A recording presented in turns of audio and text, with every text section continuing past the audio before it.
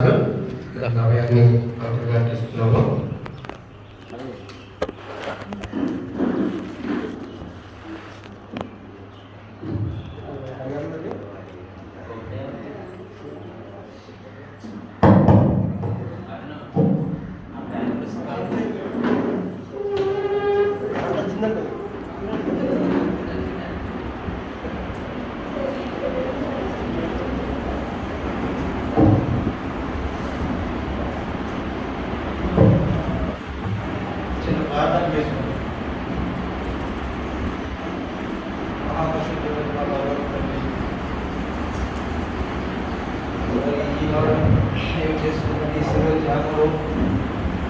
నేను ఏడో మాట చెప్పలేకుండా దేవా నన్ను ఒలిగొచ్చి ఈ మాట నా ద్వారా ఇంటింపజేసి మీ అందరూ మా మాటను లేకొని మరి మిమ్మల్ని ఆచరించే విధంగా మాకు కృపా సహాయం చేయించింది నేను వేడుకుంటున్నాను. ప్రియమైనటువంటి సంగమా, చర్చ చేయమన్నారు కదా, మరి ఏడో మాట మరి చాలా బాగా చెప్పేస్తారు.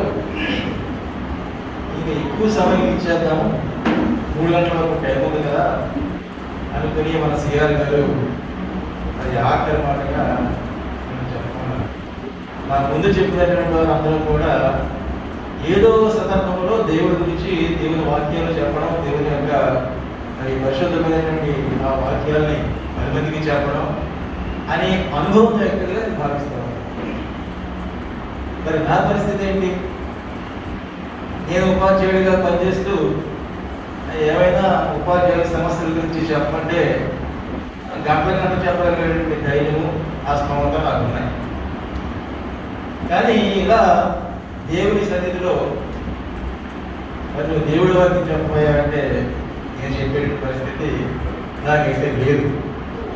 ఇప్పటి వరకు కరెంట్ లేదు. నేను అనుకున్నాను, ఒకవేళ చెమటలు పెట్టినా తెలియదులే, ఈ కరెంట్ లేదు కాబట్టి ఇది చెమటలు పడుతున్నాయి అని కవర్ అయిపోతుంది అనుకున్నాను. భగవంతుడు ఊరుకోలేదు. నాయనా, నీకు చెమటలు పట్టలేవను, నీకు ఫ్యాన్ ఇస్తున్నాను, కరెంట్ ఇస్తున్నాను, చెప్పు, ధైర్యంగా చెప్పు అనేటువంటి ఆ ధైర్యాన్ని దేవుడు నాకు అనుగ్రహించినందుకు ముందుగా దేవుడికి స్తోత్రాలు చెల్లించు. దేవుడికి స్తోత్రం. హల్లెలూయా. ఇది చెప్పాను కదా, దైవ సన్నిధిలో నా మొట్టమొదటి ప్రసంగం. ఈ ప్రసంగాన్ని చెప్పే ముందు చాలా మంది నాకు ముందే చెప్పినట్టుగా ఏం చెప్తాడు, ఎలా చెప్తాడు చూద్దాం చాలా మంది ఉన్నారు. ఎందుకంటే ఇక్కడ అందరూ కూడా నా స్వజనాంగం, నావాడు, మీరందరూ కూడా నావాడు, నా గ్రామం, నా ప్రాంతం. కాబట్టి నేను తప్పులు చెప్పినా, ఉప్పులు చెప్పినా అంటే దైవం స్వీకరిస్తారని చెప్పేసి నేను మిమ్మల్ని ముందుగానే అర్థిస్తున్నాను. ఒక విషయాన్ని నేను మీకు గుర్తు చేస్తాను. మనం అనేక రకమైన పండుగల్ని మనం ఆచరిస్తూ ఉంటాం. మన క్రైస్తవులుగా మనం కానీ, లేకపోతే అన్యులైనటువంటి జనాంగం కానీ రకరకాల పండుగల్ని మన వాళ్ళు ఆచరిస్తూ ఉంటారు. దేనికోసం ఆచరిస్తూ ఉంటారు? ఒకసారి ఆయా పరిస్థితుల్ని మనం చేసుకుంటూ, ఆయా పరిస్థితుల్ని ఆయా సందర్భాల్ని గుర్తు చేసుకుంటూ, మరి వాటిని తిరిగి మనం ఆచరించే విధంగా మన మనసును దృఢపరచుకోవడం కోసం అనేటువంటి విధానంతో ఆ పండుగలు చేసుకుంటారని నేను భావిస్తూ ఉన్నాను. అయితే ఈ ప్రపంచంలో మొత్తం ప్రపంచం అంతా కూడా, మొత్తం ప్రపంచ జనాంగం అంతా కూడా ఆచరించేటువంటి పండుగలు 3 పండుగలు ఉంటాయి. మిగతా పండుగలన్నీ కూడా ఆయా సందర్భానుసారంగా, ఆయా దేశాల్లో, ఆయా రాష్ట్రాల్లో, ఆయా ప్రాంతాల్లో వారి అనుకూలమైనటువంటి ఆ విధానాన్ని బట్టి ఆ పండుగను ఆచరిస్తున్న విషయం మనందరికీ తెలుసు. మరి ఈ 3 పండుగలు ఏమిటి? ఒకటి క్రిస్మస్, క్రీస్తు పుట్టుక. 2 ఆయన మరణం. 3 ఆయన పునరుద్ధానం. ఈ 3 పండుగలు కూడా మీరు ఏ దేశాన్ని తీసుకోండి, ఇస్లామిక్ దేశాలు తీసుకోండి, అరబిక్ కంట్రీస్ తీసుకోండి, లేదా పాకిస్తాన్, అలా ఇలా ఏ కంట్రీ తీసుకోండి, భారతదేశం తీసుకోండి, లండన్, అమెరికా, జపాన్, జర్మనీ, ఈ మొత్తం ప్రపంచంలో కూడా ఆచరించేటటువంటి పండుగలు ఈ మూడు ఏక మొత్తంగా ప్రపంచ జనాభా అందరూ కూడా ఆచరించేటటువంటి పండుగ అని చెప్పేసి ముందుగా నేను దృష్టికి తీసుకొస్తున్నాను. ఇది ఒక ఆయన నన్ను అడిగాడు, ఏమయ్యా మీరు గుడ్ ఫ్రైడే చేస్తారు కదా, మీరు మహాశుక్రవారం అని చెప్పి చెప్తారు కదా, ఈ యేసుక్రీస్తు మీ దేవుడు ఆయన చనిపోయిన రోజు కదా, మరి ఎవరైనా చనిపోతే మనం సాధారణంగా దుఃఖిస్తాం, ఏడుస్తాం, అయ్యో అని బాధపడతాం. మరి మీరంటే మహాశుక్రవారం పరిశుద్ధవారం అని చెప్పేసి పరిశుద్ధ శుక్రవారం అని చెప్పి చెప్తారు అని ఒక ఆయన నన్ను అడిగాడు. నేను ఏమి సమాధానం చెప్పుకుంటాను? అయ్యా మీరు అన్నది వాస్తవమే, ఎవరైనా చనిపోతే మనం దుఃఖిస్తాం, బాధపడతాం, లేదా ఆయన అంత చేశాడు ఎంత చేశాడో చెప్పుకుంటాం. కానీ మా దేవుడు చనిపోతే మేము ఆనందిస్తాం. ఎందుకని? ఆయన శిలువ మీద శ్రమపడి చనిపోయి నీ కొరకు నా కొరకు మనం చేసిన పాపాల కొరకు ఆయన చనిపోయాడు. సుమా ఆయన చనిపోయి రక్షణ మాకు అందించాడు. ఈ మొత్తం యావత్ ప్రపంచానికి రక్షణకర్తగా ఆయన నిలబడ్డాడు కనుక ఇది మాకు ఆనందకరమైనటువంటి రోజయ్యా. కాబట్టి ఈ మహాశుక్రవారాన్ని మేము అతి పరిశుద్ధంగా ఆచరిస్తాము, అది ముఖ్యమైనటువంటి దినంగా మేము ఆచరిస్తాము అని చెప్పేసి ఆయనకి నేను సమాధానం చెప్పడం జరిగింది. ఆయన ఆశ్చర్యపోయాడు. నిజమే చెప్పింది కూడా ఆలోచించాల్సిన విషయమే అనేటువంటి ఆ సమాధానం ఆయన దగ్గర నుంచి నేను ఇది నాకు ఇచ్చినటువంటి మాట 7వ మాట. నా ముందు చెప్పినటువంటి 6 కూడా చక్కగా వారి వారి అనుభవాలు వారి వారి స్థాయికి తగ్గట్టుగా మరి వివరంగానే చెప్పారు. ఈ 7వ మాట డేవిడ్ గారు చెప్తూ 6వ మాట ఏదైనా ప్రిపేర్ అవ్వలేదు అని చెప్పేవాడు. నేను మాత్రం ఏం ప్రిపేర్ అయ్యాను? అయితే ఒక్కటి పై చెప్పినటువంటి 4 మాటలు ఒక ఎత్తు, చివరిగా ఉన్న 5, 6, 7 మాటలు ఒక ఎత్తు. అందుకే సిఆర్ గారు బహుశా ఇవన్నీ గమనించే 4వ మాట అయిన తర్వాత మరి బ్రేక్ ఇచ్చి ఉన్నారు అనుకుంటున్నాను నేను.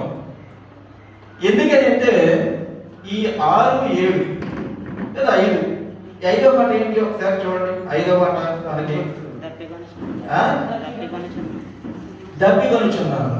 6వ మాట ఏంటి? సమాప్తమైనది. 7వ మాట ఏంటి? తండ్రి నీ చేతికి నా ఆత్మను అప్పగించుకొనుచు. ఇంకా చెప్పాలి అంటే, ఇంకా సూక్ష్మంగా చెప్పాలి అంటే ఈ 6వ మాట 7వ మాట ఇంకా ఇంటర్కనెక్షన్ అయ్యి ఉంటాయనే విషయాన్ని మీ దృష్టికి ముందుగా నేను తీసుకొస్తాను. కాబట్టి 6వ మాట చెప్పేవారు ఖచ్చితంగా 7వ మాట గురించి కూడా చెప్పాలి. కనీసం దాని గురించి చక్కని ఇంట్రడక్షన్ అయినా సరే ఇచ్చి తీరా.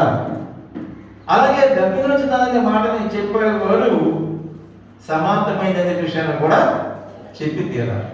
మిగతా మాటలు ఎవరికి ఏ మాటకి ఏమంటే మనం చెప్పుకునే అవకాశం మనకు ఉంది. అయినా నాకన్నా సమయం చాలా సమయం ఉంది, ఇంకా 40 నిమిషాలు సమయం ఉంది. కాబట్టి ఒక్కసారి మీరు ఏమనుకోవద్దు, కాకపోయినా ఏమనుకోవద్దు, ఉన్న పరిస్థితుల్లో ఒక్కసారి 5 మాటలు 6 మాటలు ఇంకొకసారి మనం సమప్ చేద్దాం. ఆ సమప్ చేయడం వల్ల ఏమవుతుందంటే మాకు మాస్టర్లో కదా మాకు చేదస్తం ఎక్కువ. ఆ చేదస్తం ఏంటి? పాఠం చెప్పేటప్పుడు పిల్లలకి అర్థమైందా లేదా అని మొత్తం 40 నిమిషాలు పాఠం చెప్పేసి ఈ ఆఖరి 5 నిమిషాల్లో మేము సమప్ చేస్తాం. రికాపిట్యులేషన్ అంటే మేము దాన్ని పునశ్చరణ. అరే బాబు పాఠం ఇది చెప్పుకొని మీకు అర్థమైందా అది ఆఖరిని మేము పిల్లలు ఏం చేస్తారో అర్థమైందా అర్థమైపోయింది సార్ అని చెప్పేస్తాం చక్కగా. మనం అలా ఉండకూడదు. మనం అర్థం చేసుకోవాలా, అర్థం చేసుకున్న విషయాలని మనం మన జీవితాల్లో చూపించుకోవాలా, వాటిని ఆచరించాలా, ఆచరించి మనం ఆ రక్షణ కొరకు ఎదురు చూస్తూ నిలబడే బిడ్డలుగా మనం ఉండాలని చెప్పేసి చెప్పేదే నా యొక్క ఉద్దేశం. మనం యేసుక్రీస్తుని అసలు మొట్టమొదటి మనం ఒకవేళ చూసినట్లయితే, స్క్రీన్ చేసినట్లయితే ఆయన పుట్టింది ఏ వంశంలో పుట్టారు? దావీదు వంశంలో పుట్టారు. అబ్రహాము నుంచి యేసుక్రీస్తు ఎన్ని తరాలు తర్వాత తప్పు 14 తరాలు కాదు, ఎన్ని తరాల తర్వాత ఆయన జన్మించడం జరిగింది చూడండి. మత్తయి సువార్త 1:17 చదవమ్మా. మత్తయి సువార్త 1:17లో అబ్రహాము నుండి దావీదు వరకు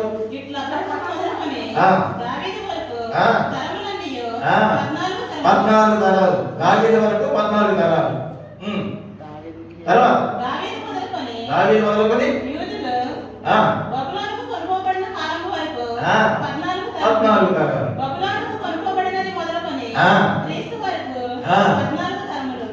మొత్తం ఎన్ని తరాలు అవుతున్నప్పటికీ 42 తరాలు. అబ్రహాము తర్వాత యేసుక్రీస్తు జననం ఎన్ని తరాలు జరిగిందండి? 42 తరాలకి జరిగింది. అంతవరకు ఏం చేశారు? జనాంగం అంతా కూడా తమకి ఇష్టమైనటువంటి త్రోవల్లో వారు నడవడం అలవాటు చేసుకున్నారు.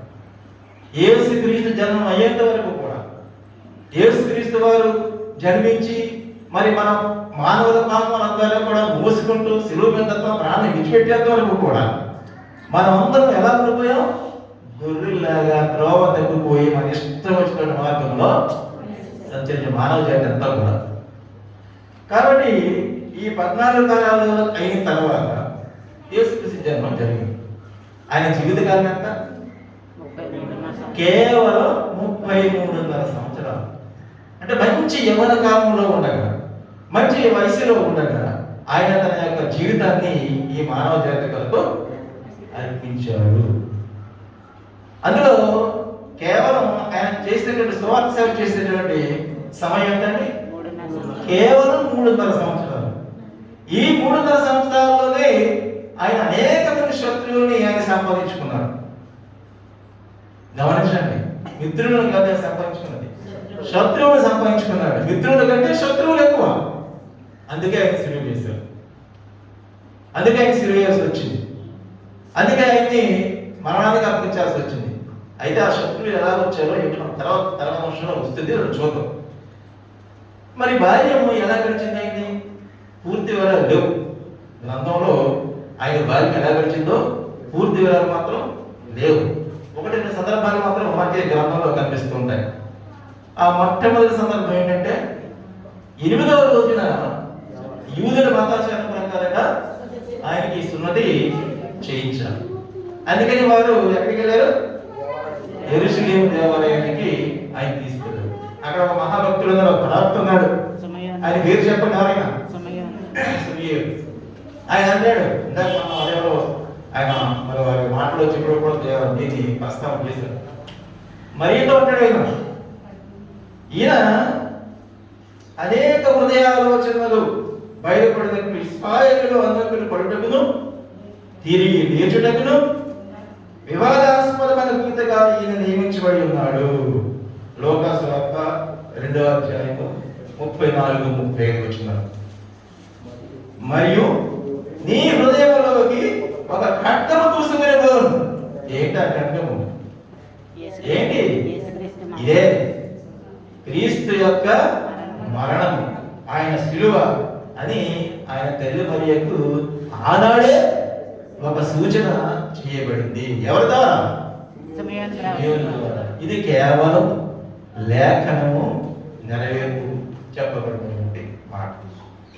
ఎప్పుడైతే ఈయన బాప్తిస్మం యోహాను ఎప్పుడైతే బాప్తిస్మం ఇచ్చాడో, బాప్తిస్మం ఇచ్చి యోహాను బాప్తిస్మం ఇవ్వగానే ఏం జరిగింది? ఇదిగో ఈయన నా ప్రియ కుమారుడు, ఈయన నేను ఆనందించుచున్నాను అనేటువంటి స్వరం పైన ఆకాశ మండలం నుంచి మనకి వినబడినటువంటి సందర్భంలో చూస్తున్నాం. మరి ఈయన సూచక్రియలు ఎప్పుడు చేయడం ప్రారంభించాడు? ఆయన మొట్టమొదటి సూచక్రియ ఎక్కడ చేశాడండి? కానాను ఊరిలో ఒక వివాహ సందర్భంలో నీళ్లను ద్రాక్షారసంగా మార్చేటువంటి విధంగా మొట్టమొదటి సూచక్రియ చేసి, ఆ తర్వాత అక్కడి నుంచి ఆయన యొక్క జైత్ర యాత్ర ప్రారంభించాడు. సరే, ఇలా చేస్తూ అనేకమైన అద్భుతాలు ఆయన చేసినటువంటి అద్భుతాలు అనేకమైన అద్భుతాలు ఉన్నాయి, అనేకమైనటువంటి సందేశాలు ఉన్నాయి. ఆయన ఎక్కడ ప్రసంగం చేసినా అయితే కొండ మీద, లేకపోతే సముద్ర పొడ్డున పడవ మీద కూర్చుని ఆయన ప్రసంగాలు చేసేవారు. చాలా రకరకాల ప్రసంగాలు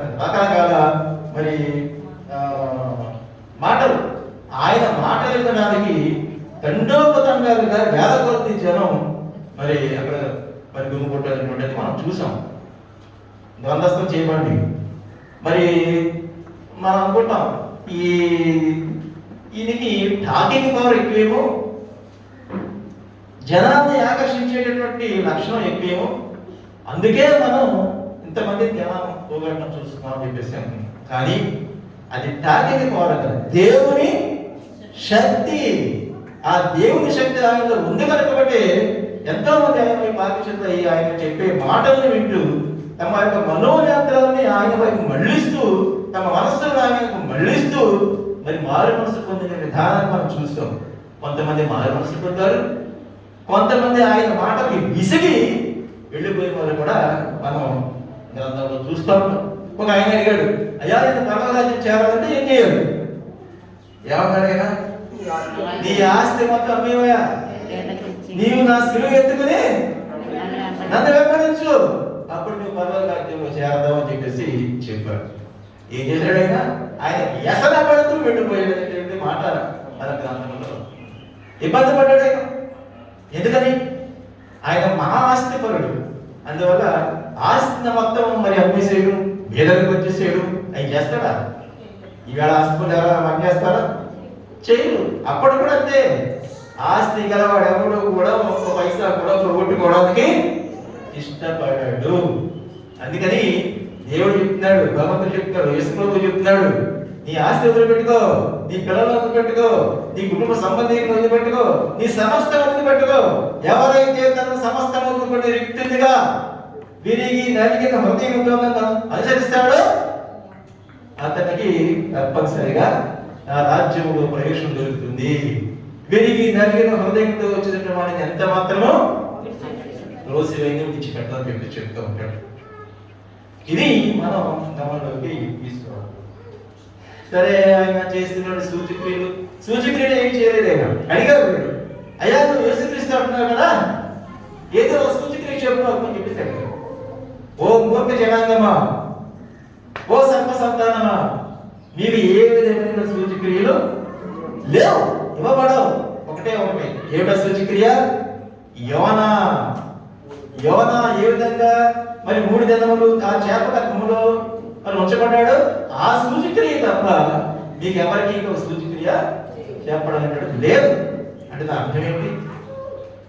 ఈయన జరగబోయేది కూడా ఆనాడే ముందే బోధ చేసే ముందే ఆయన జనాంగంగా సూచన పడంగా చెప్పాడు అనమాట. నేను చనిపోతాను, 3 దినాలు సమాధిలో ఉంటాను, 3వ దిన తిరిగి లేస్తాను అనేటువంటి సూచనగా ఆయన ఆ రోజున చెప్పడం జరిగింది. కానీ దాన్ని జనాలు గ్రహించారా? గ్రహించుకోలేకపోయారు. అంతటి జ్ఞానం అలాంటి వాళ్ళకి లేకుండా పోయినటువంటిది మన ఇక్కడ గుర్తించాలి. ఆయన చేసినటువంటి కార్యాలు అనేకమైన ఘన కార్యాలు ఉన్నాయి. మరి గుడ్డి వారికి కాళ్ళు ఇచ్చాయి, ఊస చేయగల వారికి బాగు చేశాడు, గుడ్డి వారికి చూపించింది. ఇంకా పక్షవాత రోగులు చక్కగా బాగుపడ్డారు. అలాగే రక్తస్రావం కలిగినటువంటి స్త్రీలు బాగుపడ్డారు. దెయ్యాలను వదలుకుంటాడు. జనం ఏమన్నారంటే, ఈ దెయ్యాలు వదలబడుతున్నారు కాబట్టి ఈయన దెయ్యాలకు రాజు ఈయన అని ఒక తప్పుడు అభిప్రాయంతో ఆనాడు జనం మరి భావించడం కూడా జరిగింది. సరే, ఆ రోజు ఈ రోజైన కాలం ఏ రోజైనా సరే ఆయన దేవుని సేవ చేయడానికి తీసుకెళ్తాం. ఒకసారి శాస్త్రి అడిగారు, ఆ రోజు పరిశుద్ధ ఆదివారం, ఒక ఉపమానం చెప్పాడు.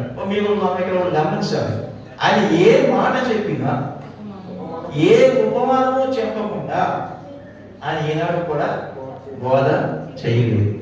ఏమయ్యా, ఈవేళ పరిశుద్ధ ఆదివారం, ఒకవేళ నేను కొంత గొర్రెలు ఉన్నాయి, అందులో ఒక గొర్రె తప్పిపోయింది అనుకో, ఈవేళ పరిశుద్ధ వారం కాబట్టి మరి రేపు వదిలిద్దామలే అని అనుకుంటావా? అనుకోవు కదా.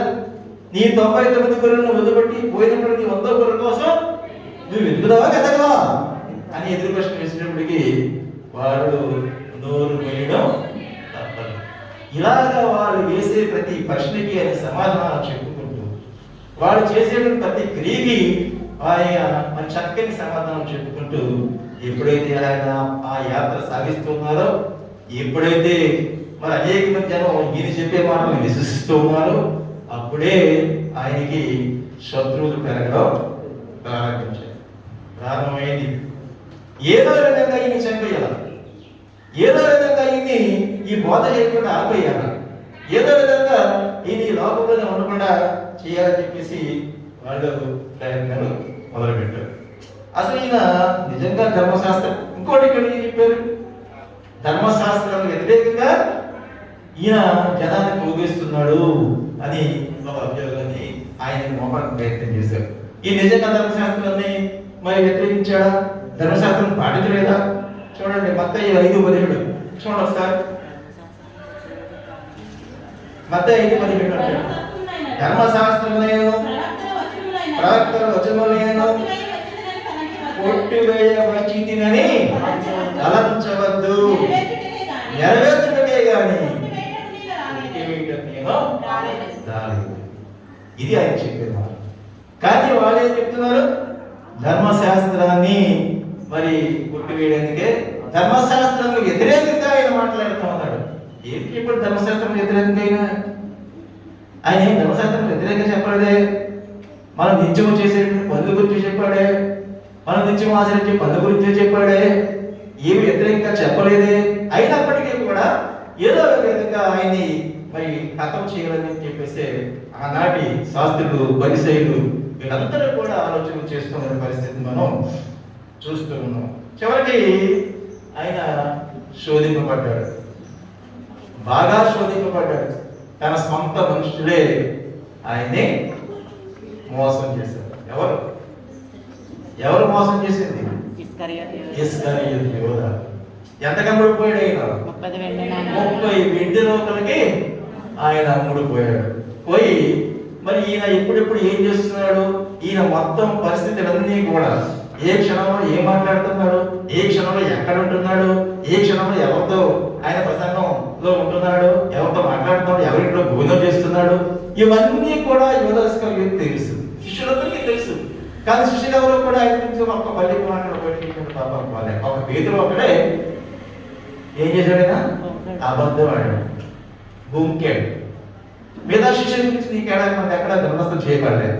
ఒక పేతురు అలాగే యోధ ఇస్కరియోతు గురించి వారిద్దరి గురించి వచ్చారు. తర్వాత పేతురు సర్దుకున్నాడు, నేను పాపం చేశానని బోరు ఏడ్చాడు, పశ్చాత్తాపం పొందాడు.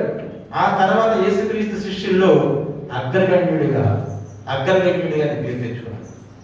కానీ ఇస్కరియోతు జరిగిన విషయం ఏమైంది పరిస్థితి? చివరికి ఆయన ఏమీ చేయలేక పశ్చాత్తాపం చెందినాగా యేసుక్రీస్తు శిష్యులుగా తీర్చుకోవడం భావించి ఉరి పోసుకొని చనిపోవాల్సిన పరిస్థితి ఆయనకు వచ్చింది. కాబట్టి ఇందాక చెప్పారు ఎవరో పిలాతు గురించి, మా సూర్యం అనుకుంటాను.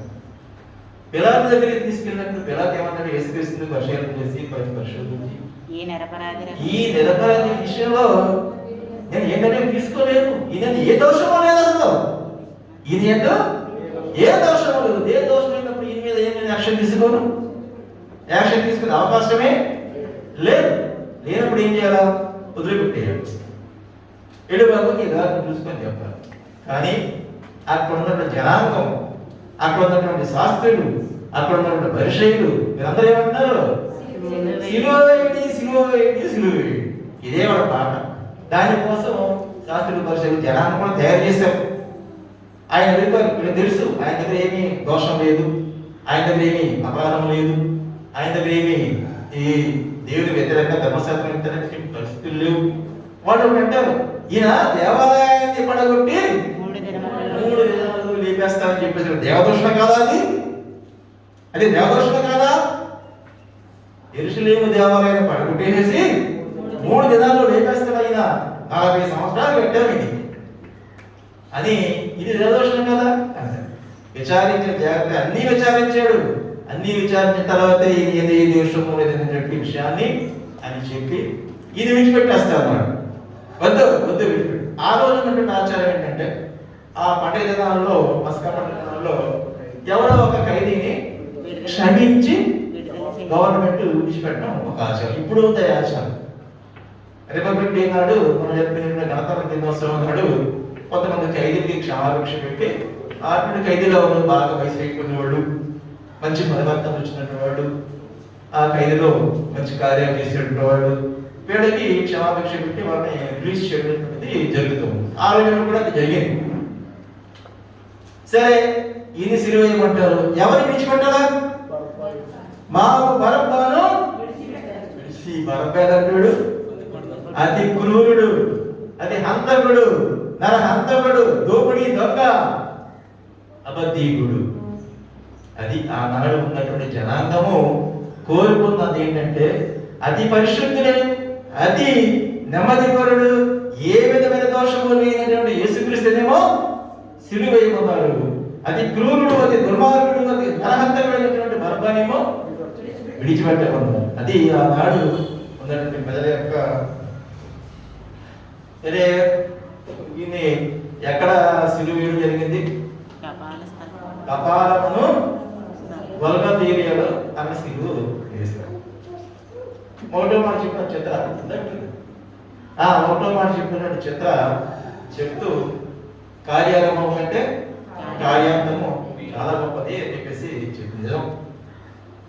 ఒకటో మాట అనేకమైన మాటలే చెప్పాడు, కానీ ఎప్పుడైతే ఆయన సిలువ మీద వేలాడదీయబడ్డాడు, ఆయన చెప్పిన మాటలు ఎన్ని మాటలు? 7 మాటలు. అసలు బైబిల్లోనే ఈ 7 అనేటువంటి సంఖ్యకి ఒక ప్రత్యేకమైనటువంటి స్థానం ఉంది. ఏంటి ఆ స్థానం? 7 మాటలు, 7 మాటలు, 7 సంఘాలు, 7 దూతలు, 7 బోరలు, 7 ముద్రలు. ప్రకటన గ్రంథం అంతా కూడా 7 7 7 7 అనేటువంటి సంఖ్యతో ముడిపడి ఉన్నటువంటి గ్రంథాన్ని చదవండి.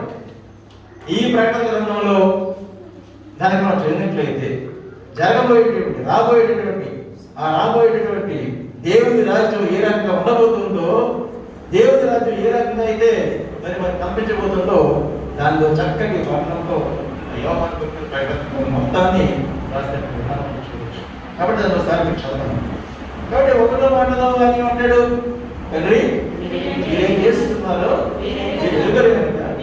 క్షమించు, దీన్ని క్షమించు. అంటే ఇక్కడ నేను క్లుప్తంగా చెప్తున్నాను. అంటే ఈ ఒకటో మాటలో కేవలం క్షమాపణ మాత్రమే. ఇది ఎవరితో మాట్లాడాడు? తండ్రి దేవుడితోనే మాట్లాడు డైరెక్ట్గా. మీరేం చేస్తారో మీకు తెలియదు, మీకు తెలియకుండానే నన్ను హింసిస్తున్నాడు, కాబట్టి మీరే క్షమించు. క్షమాపణం. ఈ క్షమాపణం అనేటువంటిది ఎలా రూపించబడింది? ఫర్గివ్నెస్, క్షమించడం. ఈ ఫర్గివ్నెస్ అంటే క్షమించడం అనేటువంటి మాట మీదే మొత్తం క్రైస్తవ్యం అంతా కూడా నిర్మించబడి ఉంటుంది. క్షమించాలి. క్రైస్తవుడు అనేటువంటి వాడు క్షమించాలి.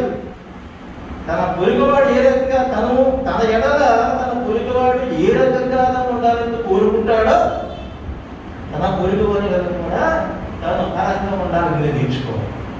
అందుకని ఏం చేయాలా? తన పొరుగువాడు ఏ రకమైన తప్పులను చేసి ఉన్నట్లయితే వాటిని క్షమించి వీటి తప్పులు ఎదుటివాడు క్షమించినట్టు చేసుకునే పరిస్థితిని అతను కలిగించుకోవాలి. కాబట్టి మొదటి మాటలో క్షమాపణం. ఇక రెండో మాటలో ఏమంటాడు? నేడు నీవు నాతో కూడా పరదేశంలో ఉంటావు. ఇక్కడ మొదటి వాడు ఇందాక చెప్పిన సూర్యుడు చెప్పినట్టుగా కుడివైపు దొంగ లేకపోతే ఎడవైపు దొంగ అనేటువంటి భేదం ప్రకారం మనకు వ్యవస్థతో చేయబడ్డాడు. మొదటి వాడు రెండో వాడు అనే చెప్పాడు తప్ప కుడివైపు దొంగ ఎడవైపు దొంగ అనేటువంటి మాట అక్కడ రాలేదు. ఓ దొంగ ఏమంటాడు? అయ్యా యేసుక్రీస్తు కదా, క్రీస్తువే కదా, నిన్ను నీవు రక్షించుకొని మమ్మల్ని కూడా రక్షించే బాబు, చచ్చిపోతాం సిలువ మీద, అన్యాయం అయిపోతున్నాం, ఈ బాధలు భరించలేకుండా ఉన్నాం అంటే రెండో వాడు ఏమంటాడు? ఒరే అబ్బాయి, మనకైతే ఈ శిక్ష నిజమే, వేయాల్సిన శిక్ష ఇది, కానీ ఇదేంటి? ఇది నిర్దోషి, ఏ పాపము తెలియనట్టు వాడు, ఈ శిక్ష ఏంటి అని. అయ్యా నీవు నీ రాజ్యంతో వచ్చినప్పుడు నన్ను జ్ఞాపకం చేసుకో అంటే మొదటి పడే అడిగాడు, ఫిజికల్ హెల్ప్ అడిగాడు, భౌతికమైనటువంటి సహాయం అడిగాడు. అంటే ఏంటి? నన్ను నిజబాబుకి ఎందుకు చచ్చిపోతాను. కానీ రెండో వాడు ఏమడిగాడు? ఆత్మీయమైనటువంటి సహాయం అడిగాడు. ఎలా అడిగాడు? ఎలా సాధ్యమైనది? అప్పటికప్పుడే తను మారు మనస్సు పొందాడు. వచ్చి ఆయన చూసే ఆయన ధరించే బాధలు చూశాడు. ఆయన చేసేటువంటి మరి రకరకాలైనటువంటి బాధలు ఏ రకంగా ఆయన పెడుతున్నారో ఆ సైన్యాన్ని, రావణ వారిని అందరినీ కూడా చూశాడు. ఆయనలో ఏ దోషం అనేది గ్రహించాడు. ఆ గ్రహించాడు కాబట్టి ఆ గ్రహింపు వచ్చింది కాబట్టి మనసు పొందాడు. నీవు వచ్చేటప్పుడు అది జ్ఞాపకం తీసుకుంటున్నాడు. కాబట్టి ఆ మాటలో మాకేమంటే దేవుని రాజ్యంలో ప్రవేశించాలంటే ఏసే మార్గం, నేనే సత్యము, నేనే జీవము, నేనే మార్గం అయి ఉన్నానని చెప్పి దేవుడు కూడా మనకు చెప్పాడు. ఆ మార్గాన్ని ఇతరులు గుర్తించాడు కాబట్టి ఈ దొంగ ఈ రెండో దొంగ ఆ రకంగా అతనికి విజ్ఞాపన చేస్తుంది. సరే మూడో మాట వచ్చినప్పుడు ఏంటి? అమ్మా ఈ శిష్యుడు అలాగే శిష్యుడు చూసి దానిగా నీ తల్లి అని చెప్పేసి చెప్పాడు. ఇక్కడ ఈ మాటలో ఒక బాధ్యత, కుమారుడిగా ఒక బాధ్యత, ఒక రెస్పాన్సిబిలిటీ, ఒక ఫ్యామిలీ రెస్పాన్సిబిలిటీ, ఒక కుటుంబ బాధ్యత. ఈయన చనిపోబోతున్న సంగతి తెలుసు. లేఖనాలు నెరవేర్చే విధంగా, లేఖనాలు నెరవేర్పడేటట్లు ఆయన చనిపోవడం ఖాయం. ఆ సంగతి తెలుసు.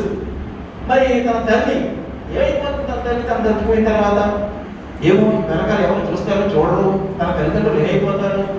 కాబట్టి నేను చనిపోకముందే వారికి ఒక రక్షణ ఏర్పాటు చేయాలి అనేటువంటి బాధ్యత, ఆ ఫ్యామిలీ రెస్పాన్సిబిలిటీ. ఎంతమంది ఈవేళ మరి ఆ రకమైన ఫ్యామిలీ రెస్పాన్సిబిలిటీ ఉంది?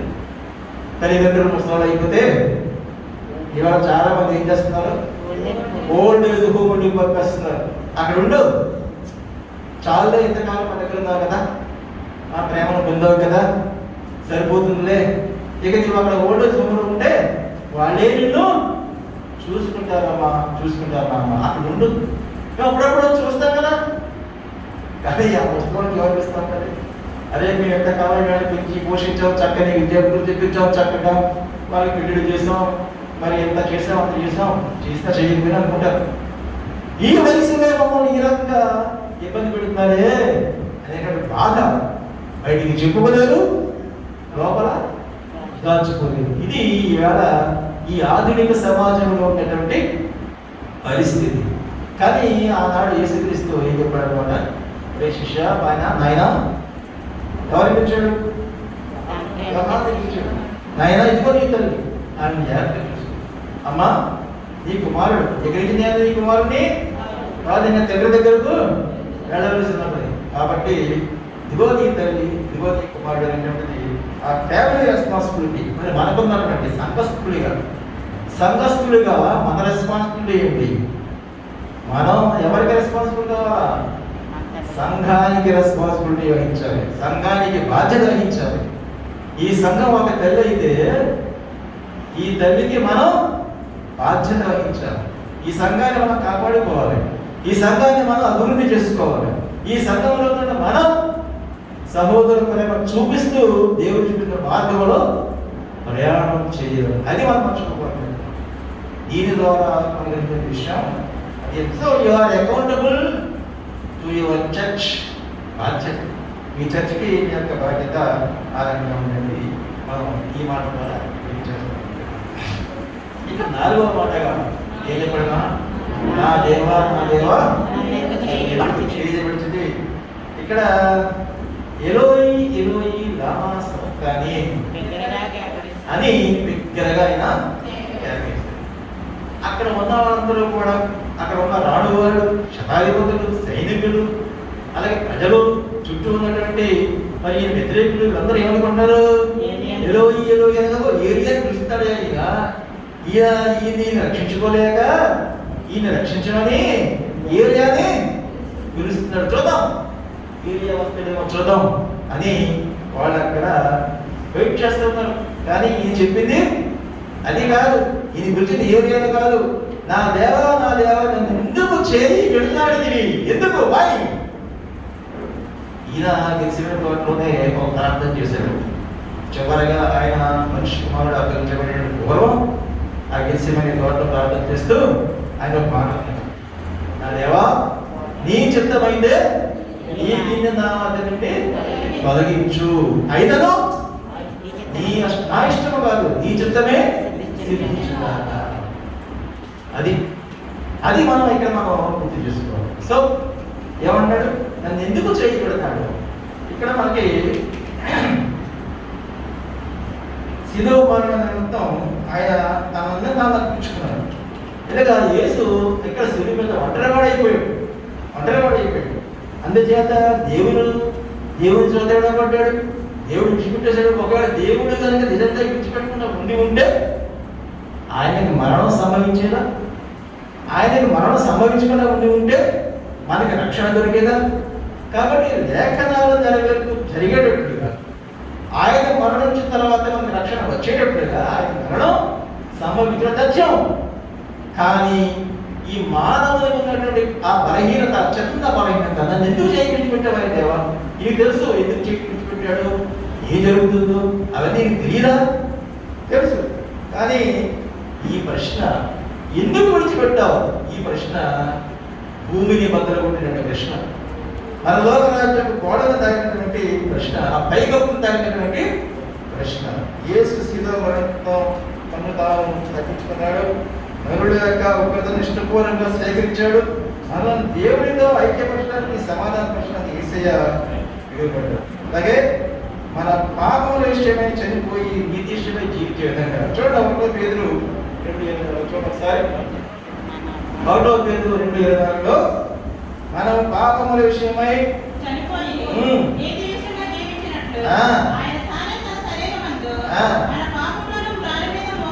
అది సంగతి. మనము నీతి విషయమై, మన పాపముల విషయమై చనిపోయి నీతి విషయమై జీవించాలి. నీతి విషయమై జీవించేటట్లు ఆయన తానే తన శరీరం ముందు మన పాపములను మోసుకొని బాధ మీద మోసుకొని, అందుకోసమే దేవుడు ఆయన చేయగలడం జరిగిందనే విషయాన్ని మనం గుర్తించాలి. ఇక 5వ పాఠం వచ్చినప్పటికీ డబ్బి గురించి ఉన్నాం. ఇక్కడి నుంచి 5, 6, 7 మాటలు చాలా ప్రాముఖ్యమైనటువంటి. దేనికోసం దక్కుకున్నాడు ఆయన? దేనికోసం దేవుని దక్కుకున్నాడు? ఇది లేఖనం నెరవేర్చబడినట్టు పరిగణించిన మాట. చూడండి, కీర్తనలో అర్థం 69:27 చూడండి. వారు చేతులు నాకు ఆహారంగా, నాకు దప్పి అయినప్పుడు చిలకను లాగని. దప్పి కావదండి, సిలువ మీద అన్ని బాధపడుతూ అంతసేపు వేలాడుతూ ఉదయం 9 గంటలకు సిలువ వేస్తే ఆయన మధ్యాహ్నం 3 గంటలు అలా వేలాడుతూ రక్తం కారుకుంటూ అనేకమైనటువంటి దెబ్బలు ఆయన భరిస్తూ వస్తే దాహం వేస్తుంది కదా. సో లేఖనాలు నెరవేరుతూ ఏ రకంగా ఉంది ఇక్కడ? లేఖనం నెరవేర్చే విధంగా నేను తక్కువ ఉంచున్నానని చెప్పేసి ఇదంటే ఏం చేశారు సైనికులు? వారు నాకు చేదు ఆహారంగా పెట్టి చేదిచ్చారు. కాబట్టి ఈ దాహం అనేటువంటిది మానవునికి సహజమైనటువంటి లక్షణం. మనం కొంచెం శ్రమ పడితేనే, కాస్త మనం ఏదైనా చిన్న పని చేస్తేనే మనం దాహం ఆటోమేటిక్గా దాహం వచ్చేస్తుంది. దమదమా ఇది గ్లాసుల మధ్యలో చెప్పుల మధ్యలో తాగేస్తున్నాం. మరి ఈ దాహం జనరల్గా మనకు ఉన్నటువంటి ఫిజికల్, ఆ బయలాజికల్ యాక్టివిటీస్ వల్ల వచ్చేటువంటి ఆ దాహం అనేది ప్రక్రియ మన శరీరంలో సహజంగా జరుగుతుంది. ఇది మరి మానవునికి ఉన్నటువంటి ఈ దాహాలు ఎన్ని రకాల దాహాలు ఉంటాయో మనకు తెలుసా? అన్ని దాహాలే. ధనదాహము, కీర్తి దాహము, రాజకీయ దాహము, నేనే ఐఆమ్ ది ఫస్ట్, నేను తప్ప నీకు ఇంకో దిక్కులేదు, అదో దాహం, అదో రకమైన దాహం. ఇన్ని రకాల దాహాల మధ్య ఈయన ఏమంటున్నాడు? దాహంగా ఉంది అంటే వాడు ఏం చేయాలి? జరిగించాలి. అయితే మనం ఏ రకమైన దాహానికి మనం ఒప్పుకోవాలా? ఏ రకమైన దాహం మనకి రావాలి? చదవండి కీర్తన 42 ఒకసారి చూడండి. కీర్తన 42:2 నా ప్రాణము దేవుని కొరకు కృష్ణకనుచున్నది. చాలు.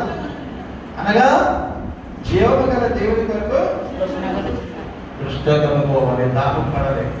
దేని కొరకు దాహం పడాలి? కదా జీవము గల దేవుని కొరకు, జీవము కలిగిన యేసుక్రీస్తు కొరకు, ఆయన చెప్పే మాటల కొరకు, ఆయన ఆచరించినటువంటి విషయాల కొరకు, ఆయన చూపిన మార్గం కొరకు, ఆయన పరలోక రాజ్యం కొరకు మనం దాహం పడాలి తప్ప ఈ లౌకికమైనటువంటి ఈ ధనదాహము, ఈ దాహం, ఆ దాహం, ఏ దాహం కూడా మనకు అవసరం లేదు.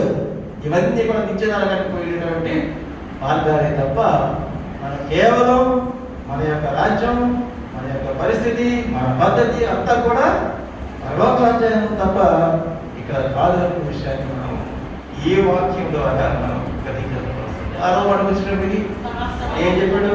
సమాప్తం. ముఖ్యంగా ఈ 6వ మాట 7వ మాట ఇంటర్లింక్ అయి ఉంటాయి.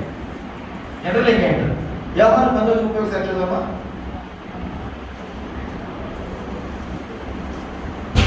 యోహాను 19:30.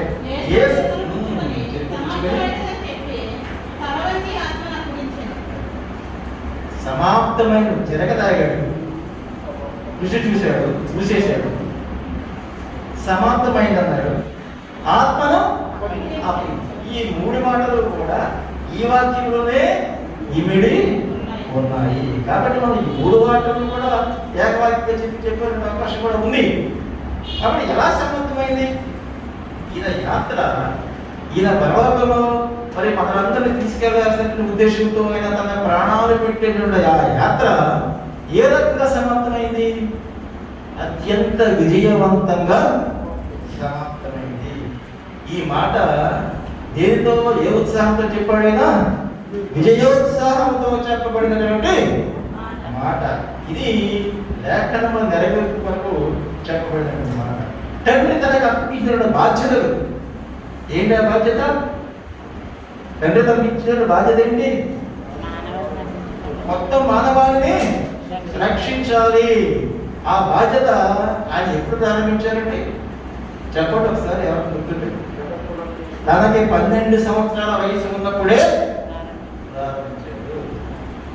వాడు తల్లిదండ్రులతో కలిసి ఆయన పస్కా పండుగ ఆచరించడానికి ఇక్కడ ఇరుషులకు వెళ్ళాడు. ఆ పండుగ ముగించుకున్నారు, అర్పణ అర్పించుకున్నారు, తిరిగి వెనక్కి వచ్చేస్తున్నారు. సరే, ఇది కూడా వచ్చేస్తున్నారు కదా అని చెప్పేసి ఆ తల్లిదండ్రులందరూ కూడా ఆ జనాలను చుట్టాల పట్టణంలో కలిసి వచ్చేసారు. 2 దినాల ప్రయాణం జరిగిపోయింది. అప్పుడు చూస్తున్నారే యేసు ప్రభు ఎక్కడున్నారా, మా కొడుకు ఎక్కడున్నా అని చెప్పి ఆయన ఎక్కడ అప్పుడే కంగారు పడ్డారు. ఏమైపోయి చెప్పేసి మళ్ళా వెనక్కి ఆయన వెతుక్కుంటూ వచ్చారు. అప్పుడు ఆయన ఎక్కడ ఉన్నాడండి? దేవాలయంలో శాస్త్రంతో పరిశీలన వాగ్వాదం చేస్తున్నాడు. ఆయన దేవుని మాటల్ని బట్టి ఆయన వారిని ఎదురుస్తున్నాడు. మీరు చేసే తప్పని చెప్తున్నాడు. నా దేవాలయాన్ని వ్యాపార కేంద్రంగా మార్చాలని చెప్తున్నాడు. రకరకాలుగా అయినటువంటి ఆ వ్యాపార కేంద్రాలుగా మాట్లాడే దేవాలయాన్ని బాగు చేయమని చెప్పేసి మొత్తం త్వరలో బాగురాలు వచ్చేది. ఇక ఏంటి, రకరకాల పదార్థాలు వెళ్తున్నారు. వాటి చాలా జరుపు చేసుకోవాలి. ఆ రకంగా ఆయన తన 12వ సంవత్సరం వచ్చే దేవుని యొక్క వాక్కుని చెప్పడం ప్రారంభం. కాబట్టి ఈ శారీరక శ్రమలు మొత్తం కూడా సమాప్తమైనాయి. ఇక మానవ చేతిలో హింసపడ్డాడు, అలాగే అపాల చేతిలో వ్యసనాక్రాంతుడిగా మారాడు. ఇక ఆయన పడినటువంటి శ్రమ ఏం చేశాడు ఆయన? సార్ చూడండి, యెషయా 50:6 చూడమా. యెషయా గ్రంథం 50:6. పుట్టివారికి నా ఈపును అప్పగించితిని. చదువు. వెంట్రుకలు పెరిగిపోయే వారికి నా చెంపలను అప్పగించితిని. వారికి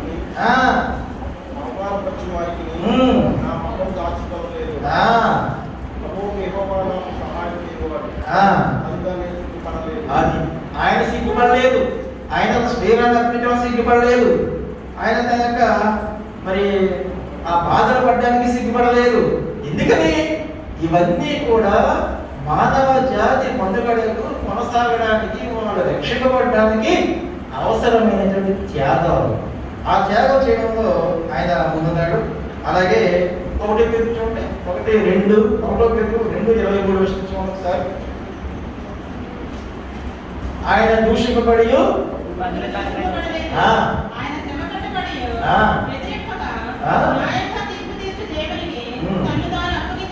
తన్ను తాను అప్పగించుకున్నాను. న్యాయం ఎవరు తీరుస్తారు ఇక్కడ? పిలాతు కాదు, తండ్రి అయినటువంటి దేవుడు. న్యాయంగా తీర్పు తీర్చి దేవునికి తన్ను తాను అప్పగించుకున్నాడు. ముఖం మీద ఉమ్ము వేశారు, వరణ దెబ్బలు కొట్టారు, శిలువను మోయించారు, ఎత్తి మీద మొడకిరేటు పెట్టారు. ఇన్ని బాధలు భరించినప్పటికీ కూడా ఆయన న్యాయం ఎవరు తీరుస్తారని చెప్పేసి చెప్తున్నాడు కదా, తండ్రి అయినటువంటి దేవుడు అని చెప్తాడు. అలాగే ఇక బాల్యం నుండి కూడా చావు సిద్ధపడ్డాను అని కీర్తన 88:15 చూడము ఒకసారి. 88:15 కీర్తనలో 88:15 బాల్యం నుండి నేను చావుకు సిద్ధపడింది. బాల్యం నుండి కూడా నేనేదో పెద్ద అయిన తర్వాత, నేను బాప్తిస్మం పుచ్చుకున్న తర్వాత సిద్ధపడ్డ కాదు ఇది. బాల్యం నుండి కూడా, చిన్నతనం నుంచి కూడా నేను బాధపడడానికి, చనిపోవడానికి, ఈ మానవ జాతి కోసం తన ప్రాణం త్యాగం చేయడానికి ఏం జరిగింది? ఆయన సిద్ధపడడం జరిగింది. మరి ఆయన బాధలు మనం గమనిస్తే ఎంత బాధపడ్డాడో మనం ఎలా వాక్యాలు చూసినట్లయితే ప్రయాణిస్తాం. చదువు చదువుతుంది. ప్రయాణిస్తున్నారా? ఇలాగ వెలుగు చూడగా మీకు చింత లేదా? మీరు ఎవరు బాధపడటం లేదా? ఆయన చూసి యెహోవా తన ప్రజలంతా కోపదినమున నాకు కలుగు చేసిన శ్రమ వంటి శ్రమ మరి ఎవరికైనా కలిగినదో లేదో మీరు నిదానించి చూడండి. మీకు తెలుస్తుంది. ఆయన నాకు కలిగి చేసిన శ్రమ ఈ ప్రపంచంలో మరి ఎవరైనా పడ్డారేమో ఒకసారి మీరు పరిశోధన చేయండి, పరిశీలించండి.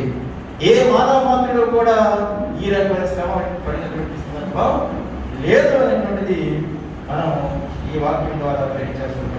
ఇక రెండోది ఏంటి? తండ్రి అప్పగించినటువంటి పని పరిసమాప్తి చేయండి. ఇక మూడోది ఏంటి? ధర్మశాస్త్రం నెరవేర్చబడింది. రోమా 10:4 చూడము. రోమాపత్రిక 10:4 విశ్వసించే ప్రతి వానికి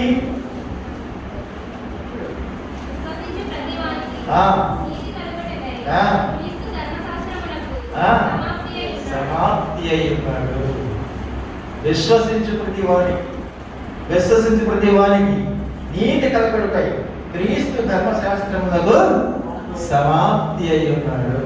ఇక్కడ సమాప్తి ఎవరు ఇస్తే, అందుకే ఆయన ఏమంటాడు సులువు మీద, సమాప్తమైంది. నా తండ్రి నాకు బాధ్యత నేను సక్రమంగా నెరవేర్చాను, సమాప్తి చేశాను. అలాగే పాపపు రుణం చెల్లించడం సమాప్తమైంది. మనందరం రుణగ్రస్తులు. చూడండి, కొలసీలకు రాసిన పత్రిక 2:13-15 సాక్షి. మరియు అపరాధం వలన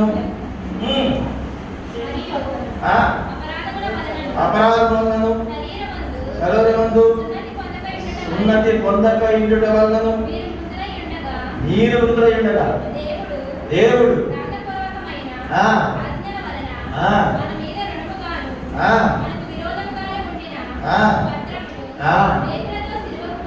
మన రుణపత్రం ఎక్కడ పోయింది? మేకులతో సిలువ కొట్టబడింది. రుణపత్రం కొట్టివేయడం అంటే మనకున్న అప్పు తీరిపోవడమే. కాబట్టి ఈ వాక్యం మనం తెలుసుకోవాలి ఏంటంటే పాపపు రుణం చెల్లించడం అనేది సమాప్తమైందని చెప్పేసి మాట చెప్పిన తర్వాత 7వ మాటగా చెప్పిందంటే, నీ చేతికి నా ఆత్మను ఇంకా టైము సమయం ఎంత అయింది? 3 అయింది. సరిగ్గా 3 గంటలైంది. ఇప్పుడు కూడా సరిగ్గా 3 గంటలు. మధ్యాహ్నం నుండి 3 గంటల వరకు రకరకాల సంఘటనలు ఆ దేశంలో జరిగాయి. ఏం జరిగింది? మొత్తం దేశం అంతా కూడా చీకటి అయింది. ఏం జరుగుతుందో తెలియదు, ఎవరు ఎక్కడ ఉన్నారో తెలియదు. భూకంపాలు వచ్చాయి. తెర, దేవాలయం తెర. ఆ దేవాలయం ఎక్కడుంది? ఈ మీరు ఎక్కడైతే గొలుగంతా ఉన్నది సిలువ వేశారు, అది ఈ వైపు దేవాలయం, ఆ వైపు ఎక్కడో పట్టణం చివరం. అక్కడ ఉన్న దేవాలయం తెర నడిమికి చిరిగిపోయింది. భూమి కనిపించింది. అలాగే ఇవన్నీ లక్షణాలు చూస్తున్నాడు శతాధిపతి, రాణువు, సైనికుడు, ఇంకా మిగిలిన వాళ్ళందరూ ఉన్నారు కదా. శతాధిపతి ఏమన్నాడు? ఈ మనుష్యుడు నిజముగా నీతివంతుడై ఉండేను అని చెప్పి దేవుని మహిమపరిచాడు. అంటే ఈయన శిలువ మీద ఉండి 2 మనస్సులను మార్చాడు. ఆయన చనిపోయే పర్యంతం కూడా దేవుని సేవ చేస్తూనే ఉన్నాడు. యేసుక్రీస్తు మొదటి మాటలో రెండో మాటలో ఆ దొంగని నీవు నాతో కూడా పరదేశంలో ఉంటానని చెప్పేసి మారు మనసు దొంగతో చెప్పాడు. ఇక్కడ ఆయన ఆత్మను అప్పగించుకున్న తర్వాత శతాధిపతి మారు మనసు పొందాడు. ఆ మారు మనసు పొందితే తప్ప ఈ రకమైన మాటలు చెప్పడానికి ఏం ధైర్యము రాదు. ఈయన నిజముగా నీతిమంతుడే, నిజముగా నీతిమంతుడు. అయితే ఆ శతాధిపతి తెలుసు, ఏం తెలుసైనా ఇది ఏ పాపం చేయలేదు, ఏ నేరం చేయలేదు, అన్యాయంగా ఇది మనం చంపేస్తున్నాం అన్న విషయానికి తెలుసు. అయినప్పటికీ కూడా ఆయన ఉద్యోగి కాబట్టి, ఆ రాజుగారి దగ్గర ఉన్న ఉద్యోగి కాబట్టి, ఆయన చెప్పిన పనులు చేయాలి కాబట్టి చేశాడు. చివరికి దేవుని నమ్మాడు. ఆయన బిడ్డగా ఆయన రక్షణ. కాబట్టి గొప్ప సంతృప్తితోటి ఈ మొత్తం కార్యక్రమాలన్నీ నేను నెరవేర్చాను అని ఆత్మ సంతృప్తితోటి ఆయన యొక్క ఆత్మను దేవునికి అప్పగించాడు. ఈయన కొండ మీద ప్రసంగం దేంతో ప్రారంభించారు చెప్పగలరా? ఆత్మతోటే. ఆత్మ విషయమే కీలైన వారు ధన్యులు. ఇది ఆయన కొండ మీద మొట్టమొదటిసారి చేసిన ప్రసంగము ఆత్మతో ప్రారంభించాడు. చివరి మాట ఆత్మతో. ఇది ఆత్మ అంటే ఆత్మతో ప్రారంభించి ఆత్మతో అయినా వీటిలో ఉంటుంది. అయితే అసలు ఈ ఆత్మ ఎక్కడి నుంచి వచ్చింది? అసలు ఏది ఆత్మ? ఆత్మ పరిస్థితి ఆత్మ ఎక్కడి? చూడమ్మా, ఆదికాండం 2:7 చూడండి. దేవుడైన యెహోవా నేలమట్టితో నరుని నిర్మించి వారి నాసికాగ్రములో జీవవాయువును ఊదగా నరుడు జీవాత్మ ఆయను. నరుడు జీవాత్మ ఆయను. ఏ రకంగా అయ్యాడు? మట్టిని మానవుడిగా నిర్మాణం చేసిన తర్వాత దేవుడు ఏం చేశాడు? ఊపిరిని ఊదాడు. అప్పుడు నరునికి జీవాత్మ వచ్చింది. సో ఆ వచ్చినటువంటి జీవాత్మని యేసుక్రీస్తు చెప్పదు. కాబట్టి అవసరంగా జీవాత్మ ఆ రకంగా దేవుడికి మనం ఆయన అర్పించడం. అలాగే సామెతలు 20:27 ఒకసారి చూడు. సామెతల గ్రంథం 20:21. మొదట నరుని ఆత్మ యెహోవా పెట్టిన దీపము. చాలు. నరుని ఆత్మ యెహోవా పెట్టినటువంటి దీపము. ఇది ఎవరు? ఈ ఆత్మ, మన ఆత్మలు ఎవరివి? ఎవరి ఆధీనంలో ఉండాల్సిన ఆత్మలు మనవి? పరిశుద్ధుడైనటువంటి దేవుని యొక్క అధీనంలో ఉండాల్సినటువంటి ఆత్మలు. ఆయన పెట్టిన దీపం మన యొక్క ఆత్మ. కాబట్టి ఆ రకంగా ఆయన మరి ఎందుకు ప్రాణం పెట్టాడు ఈయన? చాలాసార్లు మనం చెప్పుకుంటూ ఉంటాం. ఎందుకంటే మానవుని రక్షించడం కోసం, మానవుని అందరినీ కూడా జీవమార్గం రక్షించడం కోసం అని చెప్పేసి మనం చెప్పుకుంటూ ఉంటాం. మరి ఆత్మ మీద అధికారం ఏముంది? ఈయన ప్రాణం పెట్టాడు కదా. యోహాను సువార్త 10:17-18 వస్తారు చూడండి. నేను దాని మరలా తీసుకున్నట్లు. యోహాను సువార్త 10:17-18. నేను దాని మరలా తీసుకున్నట్లు నేను మరలా దాన్ని తీసుకున్నట్లు నా ప్రాణము పెట్టుచున్నాను. అది తిరిగి నేను తీసుకోవడం నాకు అధికారం ఉంది. ఎవరిచ్చారు అధికారం? దేవుడి ఇచ్చాడు. ఇందువల్లనే కట్ట చేయమా, ఇందువల్లనే తండ్రి నన్ను ప్రేమించుచున్నాడు. ఎవడను నా ప్రాణము తీసుకున్నాడు. ఎవరికి అధికారం లేదు. ఎవరికి అధికారం లేదు. నేను నా ప్రాణం అప్పగిస్తే తప్ప ఎవరికి అధికారం. అందువల్లనే తండ్రి నన్ను ప్రేమించుచున్నాడు. దాని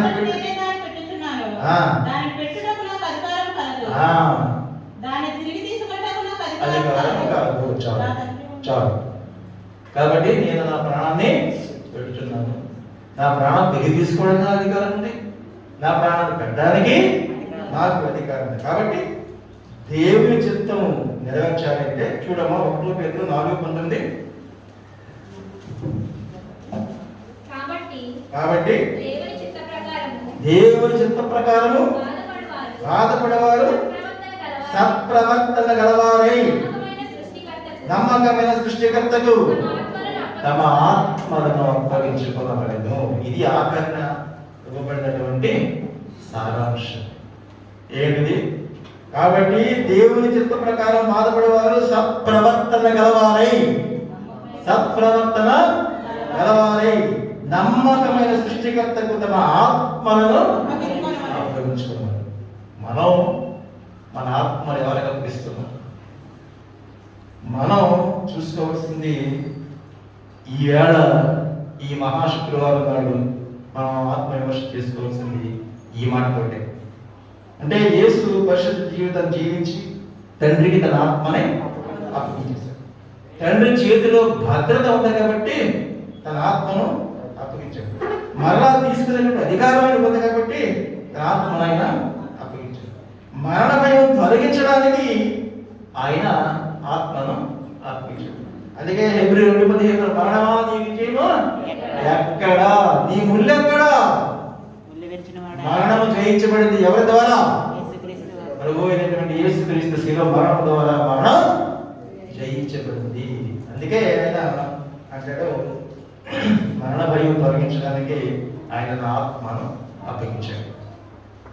అందుకే మరి మనకి ఆ యేసుక్రీస్తు తర్వాత వచ్చినటువంటి భక్తులను మనం ఒకసారి చూసినట్లయితే, ఒకసారి పౌలు గారిని మనం జ్ఞాపకం చేసుకున్నాం. పౌలు గారు ఏమంటాడు? ఆయన కోరాశ్రమంలో ఏంటైనా సౌలుగా ఉన్నప్పుడు ఏం చేశాడు? మహాహింస. ఆయన దైవ భక్తి అనేటువంటిది ఏ కోశాన లేదు. దైవ భక్తిని ఓచకత పోసినటువంటి వ్యక్తి, ఎంతో హింస జరుగుతున్నటువంటి వ్యక్తి. ఆయన అంటాడు, నా మటుకైతే బ్రతుకుట క్రీస్తే, చావైతే లాభం. నాకు చావైతే లాభం, నా గురి వద్దకు పరిగెత్తుతూనే ఉన్నాను అంటాడు ఆయన. నా గురి ఏమిటా? గురి దేవుని వాక్యము చెప్పడం, ఆయన సన్నిధికి చేరటం, అదే నా గురి. సో నా మటుకైతే నా మంచి పరిగెత్తాను, పూర్తి చేశానని చెప్పి తర్వాత ఆ వాక్యం అంటాడు పౌలు గారు. అయితే పౌలు మారిన తర్వాత చెప్పిన మాటలు, కానీ ఆయన స్టెఫన్ యొక్క హత్యకు స్టెఫన్ను రాళ్లతో చనిపోయి చేశాడు. ఈయన సాక్షి. స్టెఫను చనిపోయిన తర్వాత ఆయన ఏమన్నా మార్పు చెందాడా? లేదు.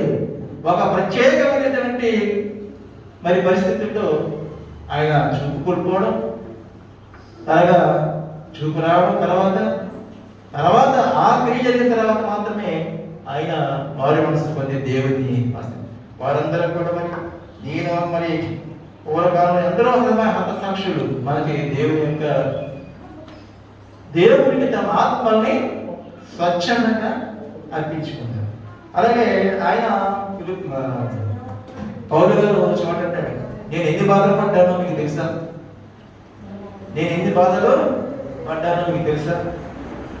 అపోస్తలుల కార్యాలు 9:25 ఒకసారి చూడమా? అపోస్తలుల కార్యాలు 9:25. దమస్కులో ఆయన ఉండగా ఆయన చేసే బోధనకు విసిగిపోయి అక్కడ జనాన్ని చంపడానికి ప్రయత్నం చేశాడు. ఆ చంపడానికి ప్రయత్నం చేసిన సందర్భంలో ఆయన శిష్యులు ఏం చేశారు? చూడు, అపోస్తలుల కార్యాలు 9:25. దమస్కులో రాత్రి వేళ గంపలో ఉంచబడి గోడ గుండా అతని శిష్యులు అతన్ని దించి, ఆ రకంగా దొంగతనంగా తప్పించుకోవాల్సిన పరిస్థితి పౌలు గారికి వచ్చింది. మరి సౌలుగా ఉన్నప్పుడు ఆయన ఇష్టారాజ్యంగా పరిపాలన చేశాడు ఆయన. మరి దైవభక్తులందరినీ కూడా ఊచమత పోయినటువంటి వ్యక్తి పౌలుగా మారిన తర్వాత దొంగతనంగా తప్పించుకోవాల్సిన పరిస్థితి వచ్చింది. అలాగే 2 కొరింథీ 11:24-27 వస్తూ చదువు ఒకసారి. 2 కొరింథీ 11:24-27. 5 సార్లు ఒకటి తక్కువ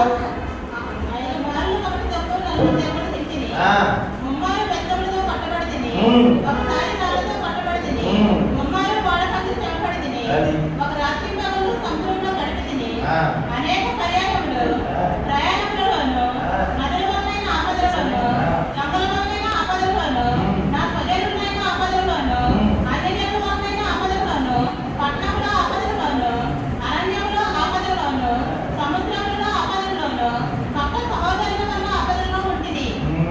చోట ఏంటి ఆపద?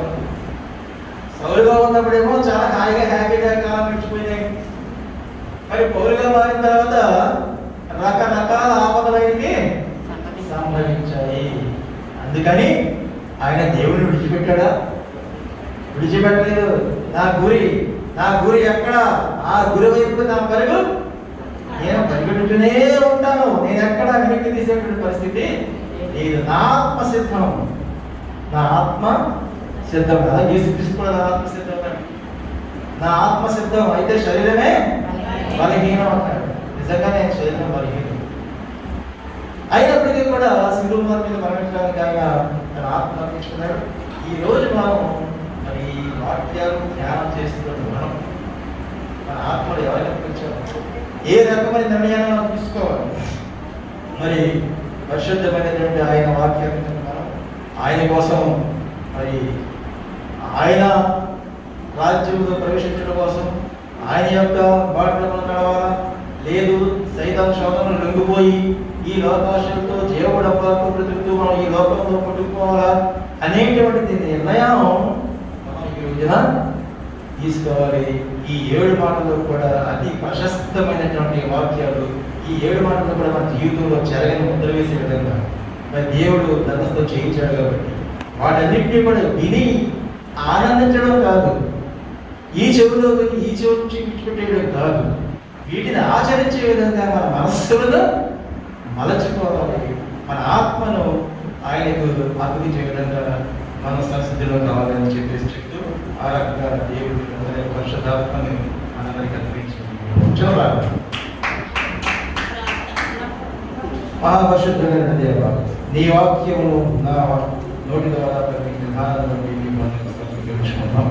అయినా మరి చెప్పబడిన ఈ వాక్యము కేవలం విని మరి మెచ్చిపోయి వెళ్ళిపోయే వారు కాకుండా ఆచరించే వారంగా మమ్మల్ని తయారు చేయమని నీ యొక్క పరిశుద్ధాత్మతో మమ్మల్ని అందరినీ కూడా నింపి ఆశ్రయించుకొని మా ప్రియ ప్రభుత్వం లక్ష్యపడి స్థిస్తున్నాం కూడా అదే ప్రార్థించి వేడుకుంటున్నాం.